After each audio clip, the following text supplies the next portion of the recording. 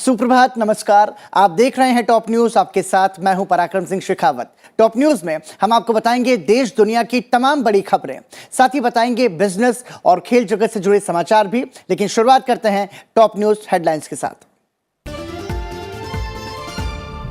अब भारत में भी बनेगी सेमीकंडक्टर चिप। आईफोन बनाने वाली कंपनी का गुजरात सरकार से करार। प्रधानमंत्री नरेंद्र मोदी ने कहा, अर्थव्यवस्था को मिलेगा बढ़ावा और रोजगार के अवसर होंगे पैदा। चुनाव आयोग की 339 पंजीकृत गैर मान्यता प्राप्त राजनीतिक दलों के खिलाफ कार्रवाई। 86 पार्टियों को सूची से हटाया। 253 पंजीकृत गैर मान्यता प्राप्त पार्टियां निष्क्रिय घोषित। फिर सुलगी आर्मेनिया अजरबैजान की सरहद। दोनों देशों के बीच हुए संघर्ष में कुल 99 सैनिकों की मौत। भारत समेत तमाम देशों ने की शांति की अपील। अमेरिका में महंगाई दर में तेजी का रुख जारी। अगस्त की महंगाई दर 8.3%। विश्व बाजार पर पड़ सकता है असर, मंदी के आसार।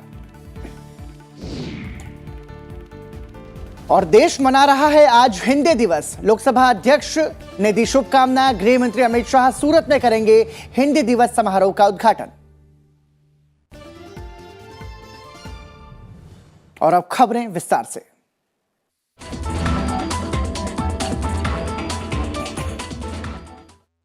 पूरा देश 14 सितंबर को हिंदी दिवस मनाता है, यानी कि आज हिंदी भाषा के सम्मान का दिन है।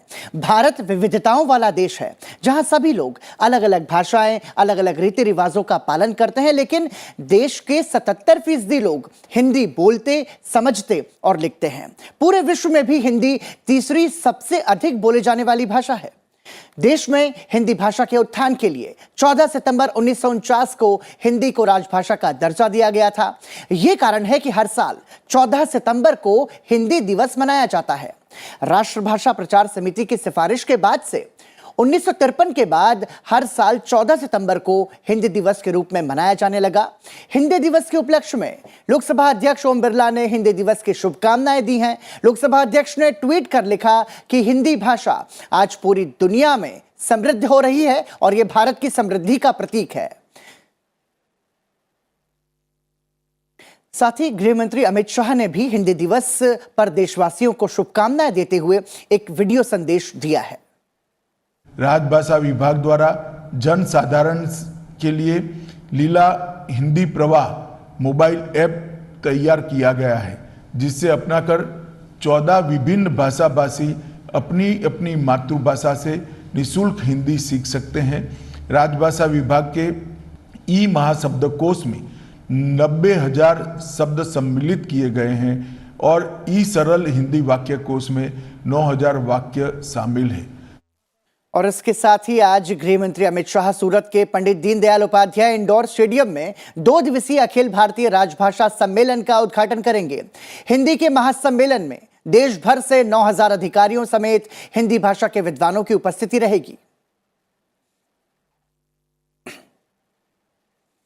बात करते हैं अगली खबर की। गुजरात सरकार और वेदांता फॉक्सकॉन के करार पर प्रधानमंत्री नरेंद्र मोदी ने खुशी जताई और उन्होंने कहा कि इस कदम से भारत में सेमीकंडक्टर मैन्युफैक्चरिंग को तेजी मिलेगी।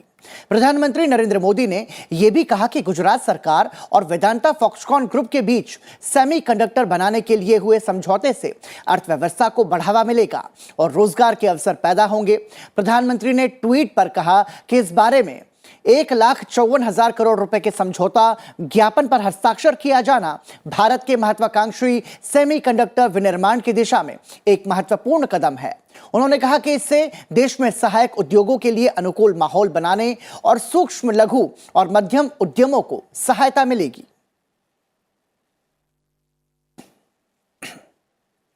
बिहार में लगातार बढ़ रही आपराधिक घटनाओं में कल रात एक और घटना दर्ज हो गई।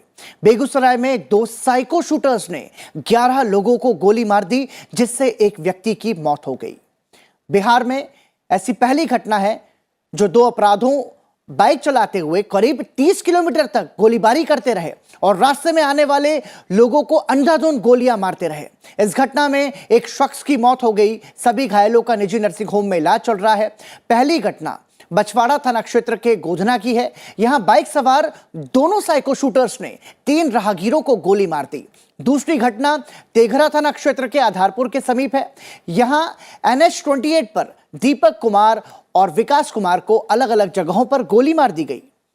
घटना से गुस्साई भारतीय जनता पार्टी के नेताओं ने घटना को जंगल राज बताते हुए मुख्यमंत्री नीतीश कुमार से जवाब मांगा है। बिहार की जनता को आपने जंगल राज में धकेल दिया, क्या यही सुशासन है? बताइए, बिहार की जनता जवाब पूछ रही है। बताइए नीतीश जी, आपको मुख्यमंत्री के पद से तो इस्तीफा दे देना चाहिए। इतनी बड़ी लोमहर्षक घटना लगातार, तो जंगल राज इसी को कहते हैं। बात अगली खबर की। विदेश सचिव विनय क्वात्रा ने मंगलवार को भारत के दौरे पर आए उनके नेपाली समकक्ष भरत राज पौडियाल से बातचीत की।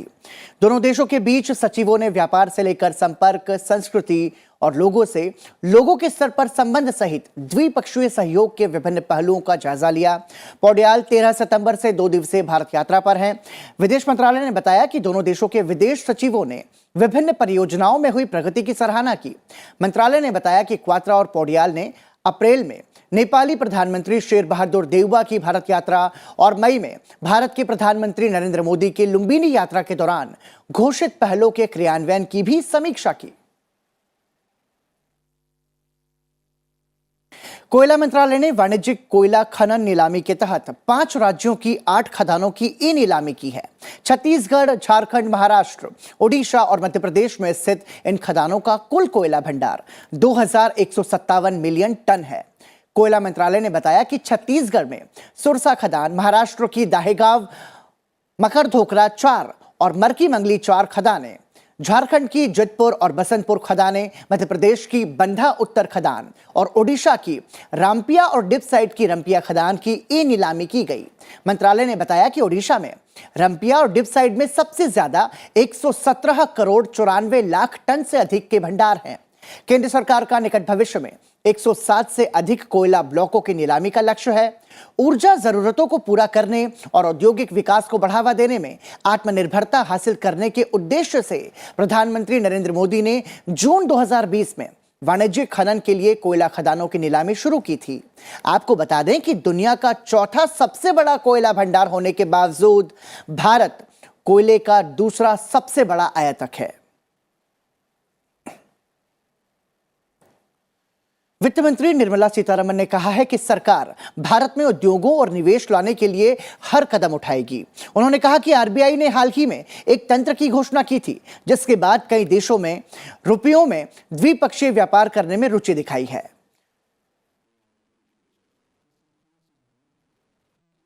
दिल्ली में हीरो माइंड संस्थान के 15वें सम्मेलन को संबोधित करते हुए निर्मला सीतारमण ने कहा कि चीन से कई कंपनियां दूसरे स्थानों पर जाने की सोच रही हैं और वो भारत आना चाहती हैं, क्योंकि उनका मानना है कि भारत में कारोबार करने की नीतियां बेहतर हैं।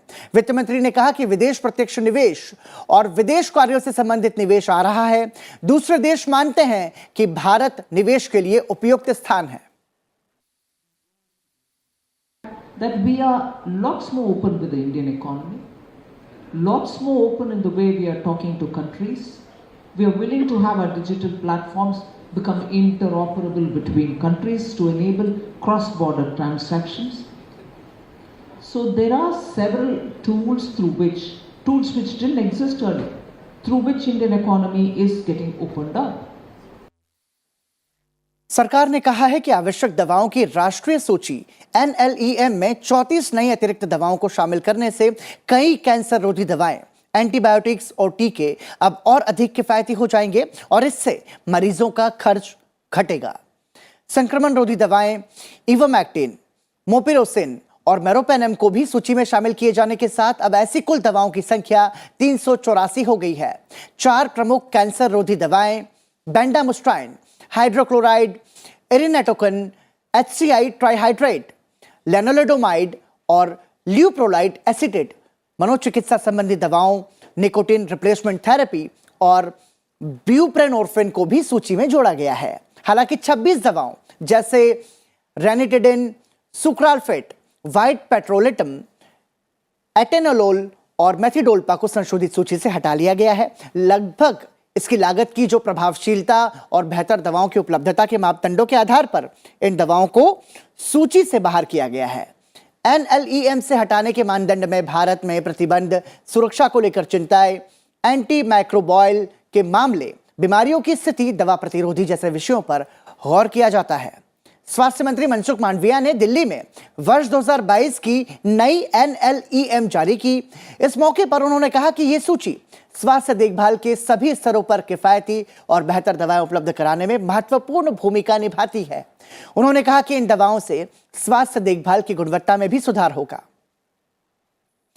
राष्ट्रीय औषध मूल्यन प्राधिकरण इन दवाओं का मूल्य निर्धारित करेगा और विनियमित करेगा।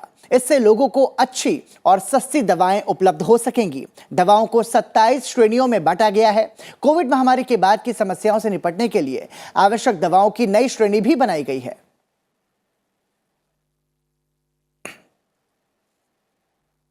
पंजीकृत गैर मान्यता प्राप्त राजनीतिक दलों के खिलाफ भारतीय चुनाव आयोग ने बड़ी कार्रवाई की है।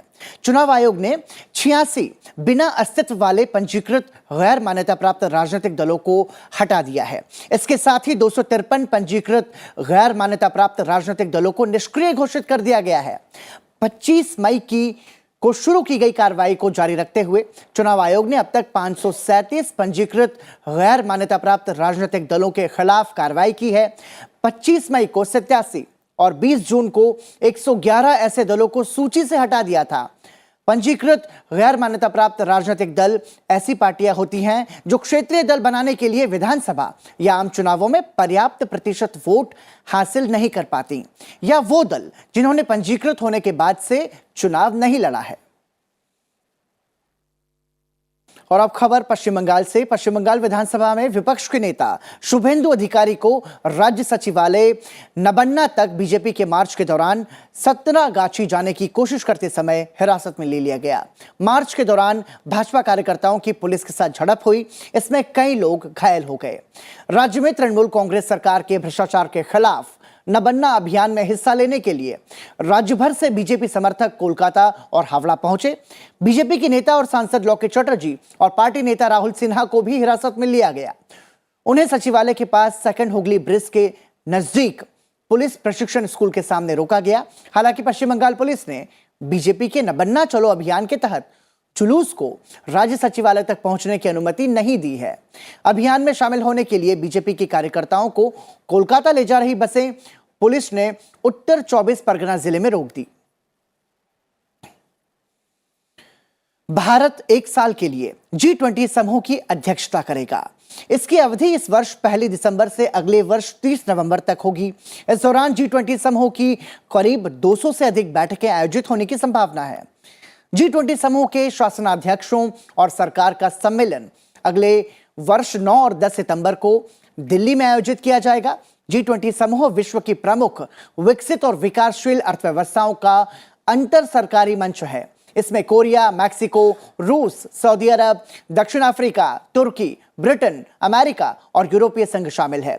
G20 देशों का यह समूह वैश्विक सकल घरेलू उत्पाद का 85%, अंतरराष्ट्रीय व्यापार का 75% और विश्व जनसंख्या का 2/3 हिस्सा है, जो इसे अंतरराष्ट्रीय आर्थिक सहयोग का प्रमुख मंच बनाता है। और इसी के साथ फिलहाल रुक रहे हैं एक छोटे से ब्रेक के लिए। ब्रेक के बाद जब लौटेंगे तो आपको बताएंगे अंतरराष्ट्रीय जगत की बड़ी खबरें और खेल समाचार भी। बने रहिए टॉप न्यूज के साथ।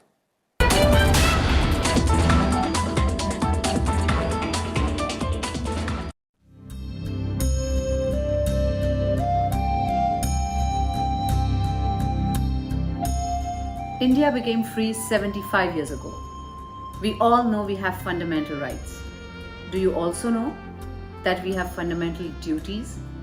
The duty towards our nation, to abide by the Constitution and respect its ideals and institutions, the national flag and the national anthem.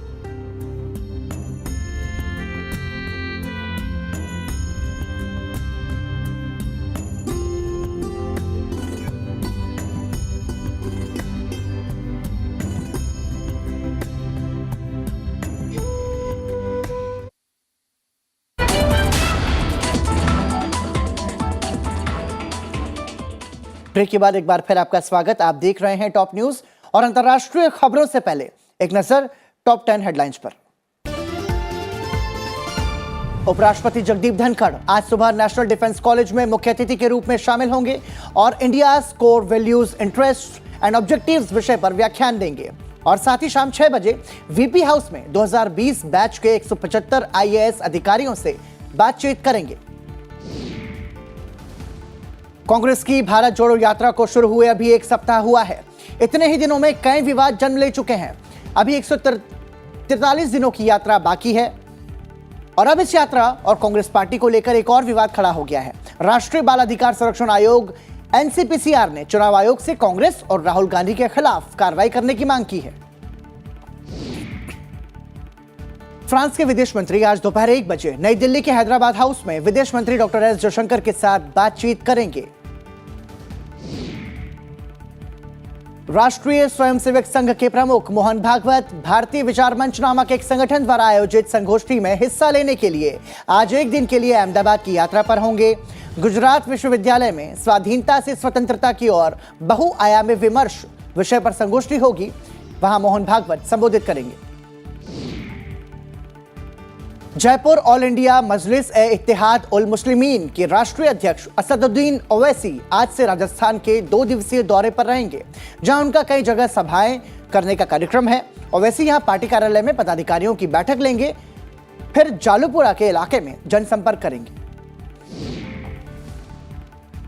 Sukesh Chandrashekhar के जेल से 200 करोड़ रुपए वसूली मामले में अभिनेत्री जैकलीन फर्नांडीज ने से पूछताछ के लिए दिल्ली पुलिस की आर्थिक अपराध शाखा ने उन्हें आज दिल्ली फिर से बुलाया है। राष्ट्रीय जांच एजेंसी ने भारत से म्यांमार को भारी मात्रा में विस्फोटकों की अवैध आपूर्ति से संबंधित एक मामले में मंगलवार को मिजोरम में 2 स्थानों पर तलाशी ली। छापेमारी के दौरान 1000 डेटोनेटर और 4500 मीटर डेटोनेटर फ्यूज वायर और नकदी सहित 2400 किलोग्राम विस्फोटक और 73,500 भारतीय करेंसी के अलावा म्यांमार की मुद्रा भी बरामद की गई है। दादरा नगर हवेली में बीजेपी ने एक बार फिर जेडीयू को झटका दिया है। जेडीयू के 17 में से 15 जिला पंचायत सदस्य और प्रदेश जेडीयू की पूरी यूनिट बीजेपी में शामिल हो गई। उत्तर प्रदेश के मथुरा कोर्ट ने श्री कृष्ण जन्मभूमि शाही ईदगाह मस्जिद विवाद से संबंधित एक पुनरीक्षण याचिका पर सुनवाई की 3 अक्टूबर तक के लिए स्थगित कर दी। सतर्कता और भ्रष्टाचार रोधी निदेशालय के अधिकारियों ने 2 अलग अलग मामलों में चेन्नई में कई जगहों पर राज्य के 2 पूर्व मंत्रियों के परिसरों पर छापेमारी की। और आइए अब नजर डालते हैं अंतर्राष्ट्रीय खबरों पर। 2 साल शांति के बाद आर्मेनिया और अजरबैजान के बीच सीमा पर संघर्ष फिर से शुरू हो गया है। इस संघर्ष में दोनों देशों के करीब 99 सैनिक मारे गए हैं। आर्मेनिया ने हमले के दौरान उसके 49 सैनिकों की मौत होने की बात कही है, जबकि अजरबैजान का कहना है कि हमलों के दौरान उसके 50 सैनिक मारे गए। आर्मेनियाई रक्षा मंत्रालय के मुताबिक सोमवार आधी रात के बाद अजरबैजानी फौजों ने तोपखाने और ड्रोन का इस्तेमाल करते हुए उसके इलाके में एक साथ कई स्थानों पर हमला कर दिया। हालांकि इस बीच रूस ने दोनों के बीच संघर्ष विराम कराने का प्रयास किया, लेकिन वो नाकाम रहा। अजरबैजान की गोलीबारी में कई नागरिक ढांचों को क्षति पहुंची है और काफी लोग घायल हुए हैं। आपको बता दें कि नागोर्नो काराबाख अजरबैजान का हिस्सा है, लेकिन ये 1994 में एक अलगाववादी युद्ध खत्म होने के बाद से आर्मीनिया समर्थित बलों के नियंत्रण में है। दोनों के बीच 2020 में 6 हफ्ते तक चले युद्ध में 6,600 से अधिक लोगों की मौत हो गई थी। The Secretary General is deeply concerned about reports of renewed fighting along the Armenia-Azerbaijani border.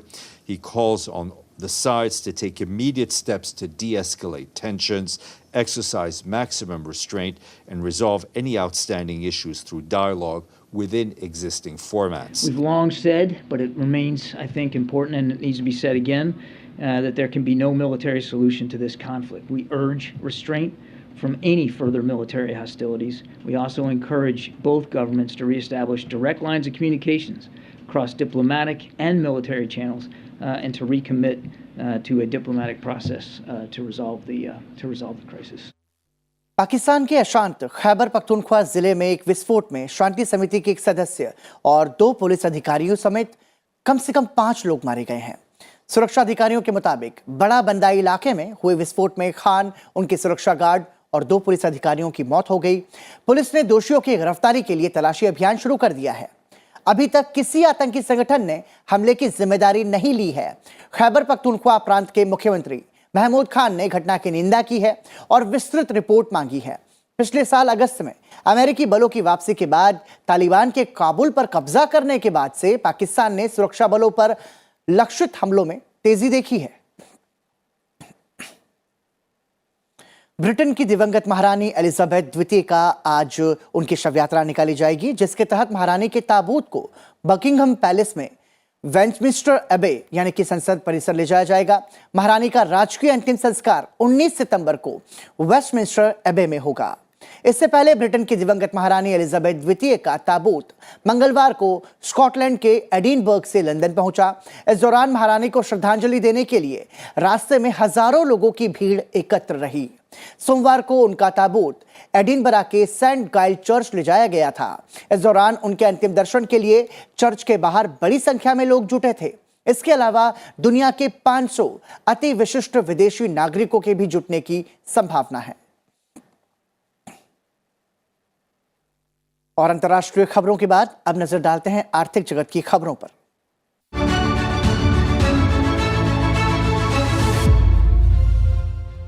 America में महंगाई दर में तेजी का रुख जारी है। अमेरिका की महंगाई दर अगस्त के महीने में 8.3% पर पहुंच गई है। मंगलवार को जारी हुए आंकड़ों के अनुसार अमेरिका में अगस्त की महंगाई दर अनुमानों से ज्यादा रही है। बाजार ने इसके लिए 8.1% का अनुमान दिया था। वहीं अगस्त में कोर सीपीआई 6.3% रही है, जिसका अनुमान 6.1% था। जून महीने में महंगाई 40 वर्षों में सबसे अधिक 9.1% दर्ज हुई थी। इससे आशंका बन गई है कि फेडरल रिजर्व पिछले अनुमानों से ज्यादा तेजी के साथ दरें बढ़ा सकता है। अमेरिका में महंगाई दर के आंकड़े आने के बाद स्टॉक मार्केट में गिरावट देखी गई। अमेरिकी स्टॉक्स 4 दिन से चली आ रही तेजी के सिलसिले को तोड़ते हुए मंगलवार को लाल निशान पर आ गए। S&P 500 शुरुआती कारोबार में तेजी से गिरता हुआ दिखा। वहीं नैस्डैक 100 करीब 3% गिर गया। बॉन्ड की कीमतों में भी तेजी से गिरावट देखने को मिली। अमेरिकी बाजार में गिरावट का असर दुनिया भर में देखने को मिल सकता है। ऑनलाइन विज्ञापनों के लिए गूगल के माध्यम एडटेक यानी कि एडवर्टाइजर टेक्नोलॉजी से प्रतिस्पर्धा को नुकसान पहुंचाने के आरोप में यूनाइटेड किंगडम और नीदरलैंड में 2 मुकदमे दायर हुए हैं। इनमें $2,540 करोड़ यानी करीब 2 लाख करोड़ रुपए की क्षतिपूर्ति का दावा किया गया है। दोनों देशों के प्रकाशकों के अनुसार गूगल के एकाधिकार के दुरुपयोग और गलत नीतियों की वजह से उन्हें विज्ञापनों से होने वाली आय से भारी नुकसान हुआ है। गूगल की एडटेक नीतियों की यूरोपीय संघ और यूके पहले से जांच कर रहे हैं। पिछले साल फ्रांस के प्रतिस्पर्धा आयोग ने मोबाइल ऐप और वेबसाइटों पर विज्ञापन के लिए गूगल को एड सर्वरों के एकाधिकार के दुरुपयोग का दोषी माना था। इस पर करीब 1,700 करोड़ रुपए का जुर्माना भी लगाया गया था। इस जुर्माने की वजह से बने तथ्यों का गूगल ने विरोध नहीं किया। वित्त मंत्रालय ने बाजार नियामक सेबी के पूर्व चेयरमैन एम दामोदरन को उद्यम पूंजी वीसी एवं निजी इक्विटी पी निवेशकों को पेश आने वाली मुश्किलों पर गौर करने के लिए गठित एक समिति का अध्यक्ष बनाया है।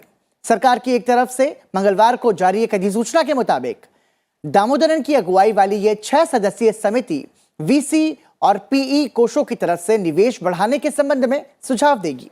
इस तरह की समिति के गठन का प्रस्ताव वित्त मंत्री निर्मला सीतारमण ने वित्त वर्ष 2022-23 के बजट में रखा था। उन्होंने कहा था कि वीसी और पीई कोषों ने 1 साल पहले 5.5 लाख करोड़ रुपए का निवेश किया था और इस निवेश को बढ़ाने के लिए नियामकीय और अन्य पक्षों के एक समग्र विश्लेषण की जरूरत है। अधिसूचना के मुताबिक यह समिति प्रणालीगत दृष्टिकोण का इस्तेमाल करते हुए एक समग्र अध्ययन करेगी ताकि पीई और वीसी निवेश को सुगम बनाने के साथ भारत में निवेश को प्रोत्साहित किया जा सके। और अब समय है खेल जगत से जुड़ी बड़ी खबरों को जानने का।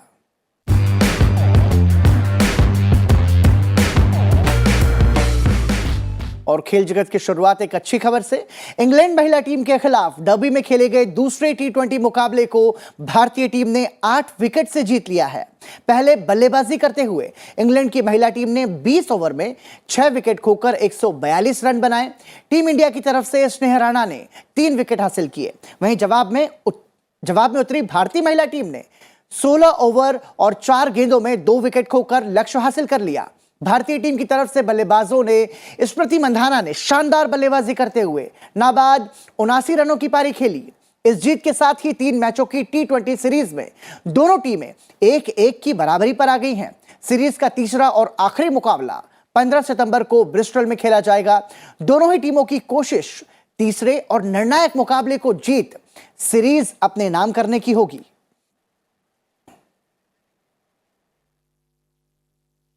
और एक खास खबर आपको बताते हैं। दरअसल ये खबर हमारे देश के युवाओं की प्रतिभा को प्रदर्शित करती है। कोटा में आयोजित राष्ट्रीय रक्षा MSME कॉन्क्लेव के समापन पर दिल्ली के स्टार्टअप की ओर से प्रस्तुत ड्रोन एंड लाइट शो ने इस कार्यक्रम को अविस्मरणीय बना दिया। ये भारत के युवाओं की नवाचार और प्रतिभा का एक अद्भुत उदाहरण है।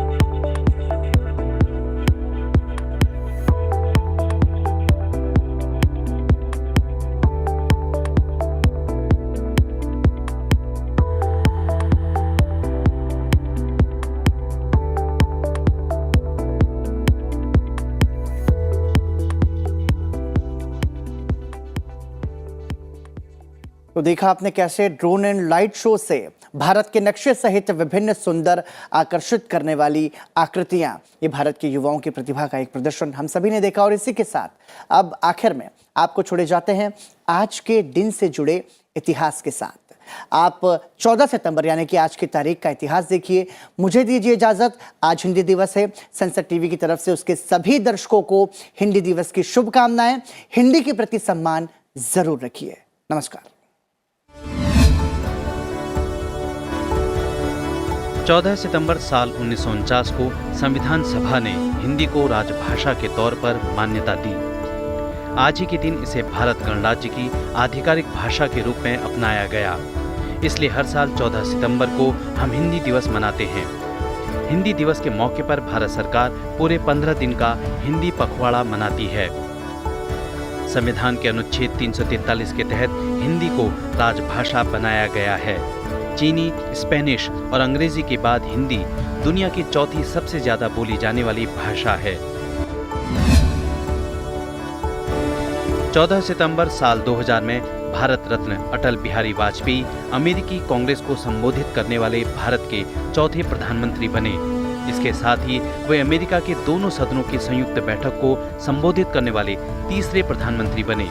अटल बिहारी वाजपेयी को भारत के सर्वाधिक करिश्माई नेताओं में से एक माना जाता है। वाजपेयी से पहले वीपी नरसिम्हा राव और राजीव गांधी अमेरिका के दोनों सदनों की संयुक्त बैठक को संबोधित कर चुके हैं। बाद में मनमोहन सिंह और वर्तमान में प्रधानमंत्री नरेंद्र मोदी भी संयुक्त बैठक को संबोधित कर चुके हैं। हिंदी भाषा से लगाव और भारतीय होने पर गर्व करने वाले वाजपेयी ने 1977 में संयुक्त राष्ट्र संघ में अपना पहला भाषण हिंदी में दिया। यह पहला मौका था जब UN जैसे अंतर्राष्ट्रीय मंच पर भारत और हिंदी भाषा का मान बढ़ा था। 14 सितंबर साल 1959 में लूना 2 अंतरिक्षयान चंद्रमा की सतह पर पहुंचने वाला पहला अंतरिक्षयान बना। यह पहली बार था जब किसी अन्य खगोलीय पिंड के साथ संपर्क करने वाला यह पहला मानव निर्मित उपकरण था। सोवियत संघ की लूना परियोजना के अंतर्गत छोड़ा गया यह दूसरा अंतरिक्षयान था जो सफलतापूर्वक चंद्रमा पर पहुंचा। 390 किलो वजनी इस यान को सोवियत संघ ने कजाकिस्तान के बाइकोनूर कॉस्मोड्रोम से प्रक्षेपित किया।